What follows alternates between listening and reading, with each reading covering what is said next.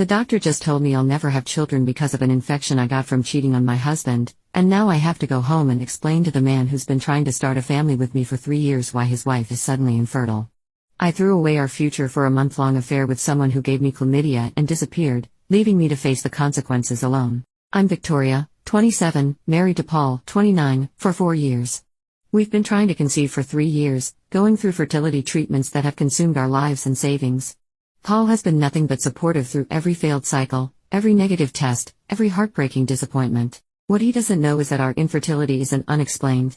It's because I contracted chlamydia from an affair and let it go untreated long enough to destroy my reproductive system. The affair happened 8 months ago with my personal trainer, Jamal. Paul and I were going through a particularly rough patch with fertility treatments. The hormones made me feel crazy, the scheduled sex made me feel like a machine, and Paul could only talk about ovulation windows and doctor appointments. Jamal made me feel like a woman instead of a patient. He flirted, complimented my progress, made me laugh when I wanted to cry. When he suggested drinks after a training session, I said yes without thinking. One drink led to his apartment. The sex was spontaneous and passionate, nothing like the clinical intimacy Paul and I had been reduced to. Jamal never talked about feelings or futures, which made it feel safe. Just physical release from the pressure of trying to conceive. The affair lasted a month. We'd meet at his place after my workouts, have incredible sex, then I'd go home to Paul and pretend everything was normal.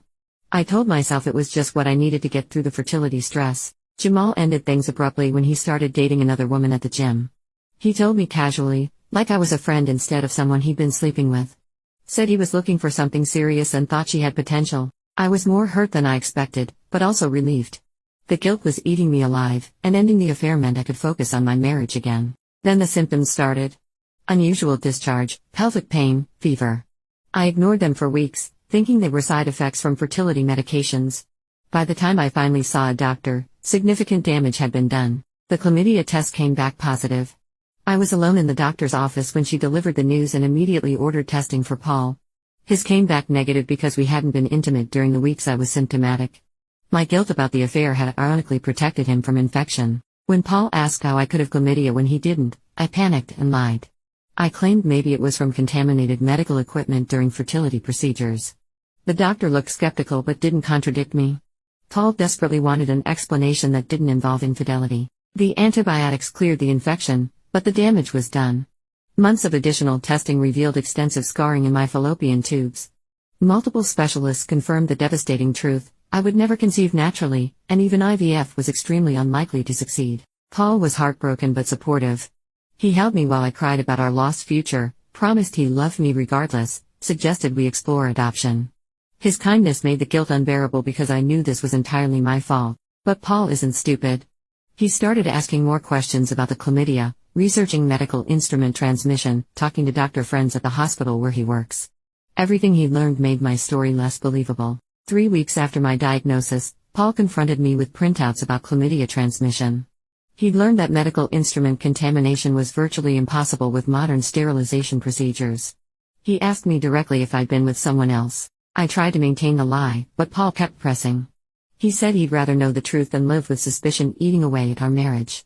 That he could forgive an affair but not ongoing deception about something that affected both our futures. I broke down and confessed everything. About Jamal, about the month-long affair, about ignoring symptoms until permanent damage was done. I watched Paul's face change as he realized that our fertility struggles weren't bad luck but the direct result of my betrayal. Paul listened without interrupting, his expression getting colder with each detail. When I finished, he was quiet for a long time. Then he asked if I understood that I'd stolen his chance to have biological children. I started crying, begging him to forgive me, promising it would never happen again. But Paul just shook his head. He said he couldn't spend his life with someone who'd destroyed their future together for temporary excitement with another man. He packed a bag that night and moved out. Paul filed for divorce 2 weeks after I confessed about the affair and my infertility. He didn't yell or make dramatic threats. He just said he couldn't build a life with someone who'd lied about something so fundamental to their marriage. The papers were served at my office, and everyone saw me break down when I realized my marriage was really over. The divorce was swift and brutal. Paul kept the house since he could afford the mortgage alone and I couldn't. He kept most of our savings since I'd be unable to contribute to raising the biological children we'd both wanted. His lawyer argued successfully that my infertility was the result of marital misconduct, which affected the settlement. I moved into a studio apartment across town.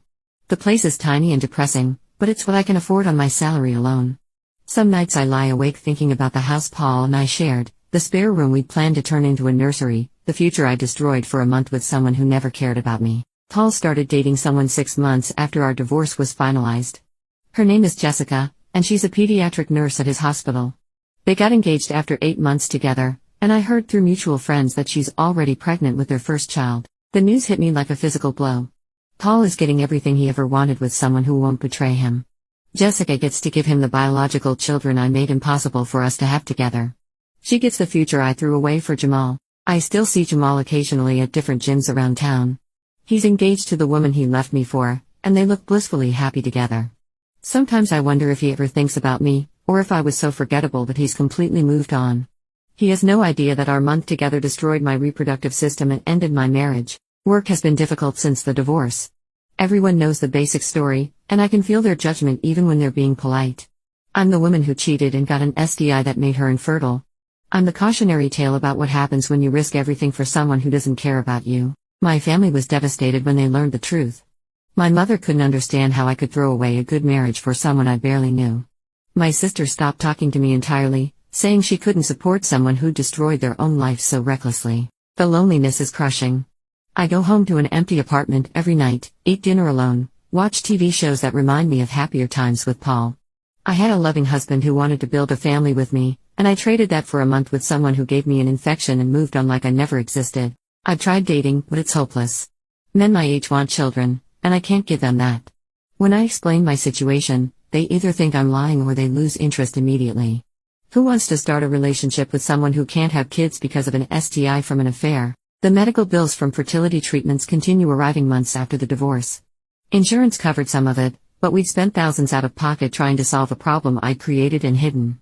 Paul had to pay those bills even after learning that our infertility was my fault, not some medical mystery. Therapy has helped me understand the scope of what I lost, but it doesn't make living with the consequences any easier.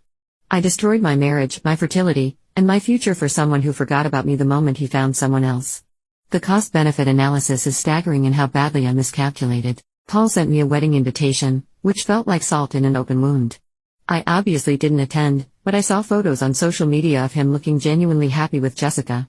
They had the wedding we'd planned but never got to have, and now they're building the family I made impossible for us. Sometimes I drive past our old house and see Paul's car in the driveway, Jessica's things on the porch, evidence of the life they're building together. The spare room probably has a crib in it now, painted in colors we'd never gotten to choose together. The worst part is that even if I could somehow get pregnant through medical intervention, I have no one to build a family with. Paul moved on and found someone better, while I'm left dealing with permanent consequences of choices I made in a moment of selfishness. I gave up everything for someone who gave me an infection and disappeared. Now I watch my ex-husband live the life we planned with someone who deserves him more than I ever did. Jamal gets to be happy and healthy while I face a lifetime of infertility and regret. Paul gets the family he always wanted with someone who won't betray him. And I get to live with the knowledge that I destroyed the best thing in my life for the worst decision I ever made. The month with Jamal cost me everything